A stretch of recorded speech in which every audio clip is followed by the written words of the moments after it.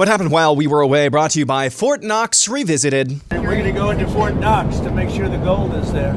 Are they going to? You know that we're going to go into Fort Knox. As Donald Trump on Air Force One last night said, the famous military installation adjacent to the country's largest gold reserves will be in the crosshairs of his administration. Trump signed an executive order late last night ending the use of taxpayer money for federal resources supporting illegal aliens. Under the order, federal departments and agencies must identify and end all federally funded programs providing financial benefits to illegals. It also aims to ensure federal funds are not being used to support quote-unquote sanctuary policies. J.D. Vance spoke at CPAC this morning. I do think that we've had maybe more executive orders than CNN has viewers each night, so... Meanwhile, Trump has voiced support for a new Doge idea called the Doge Dividend, which would send $5,000 checks to 79 million American households paid for by the savings Doge has garnered and will garner through cutting government spending. That would be 20% of their projected savings, while another 20% would be used to pay down the national debt. An interesting idea. Yesterday in D.C., now fired federal workers provided more evidence for why they were fired.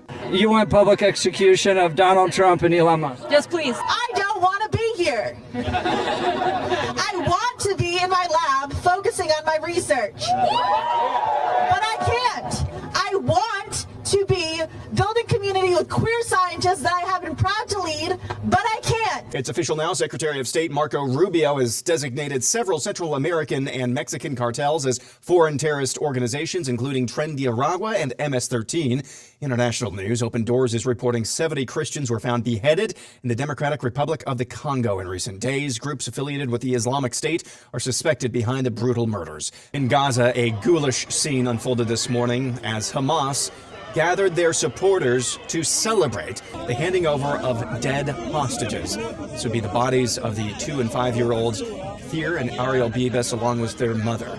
Learning Chinese today, today's phrase is, "We are not the same." 我们不一样。 Back at home, according to reporting from Sage Steele, the National Collegiate Athletic Association is trying to skirt Donald Trump's executive order protecting female athletics by providing a carve-out for dudes who feel pretty to compete during practice against real females. And finally, rogue judges continue to do their best to try to block the Trump administration's agenda. Trump has gotten some wins in recent days, thankfully, but the specter still looms large. We told you last week about the federal judge who ordered the Trump administration to restore web pages dealing with trans stuff on HHS websites. But did you hear about these stories?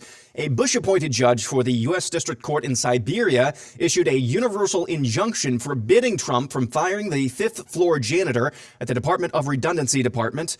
Also, a federal judge in Washington, D.C. has ordered the Trump administration to start smacking itself in the face while repeating the phrase, "Why are you hitting yourself? Why are you hitting yourself?" over and over again. Judge Judy has issued a restraining order against Donald Trump for drinking Diet Coke. Trump is now banned from even thinking about Coke products, diet or not.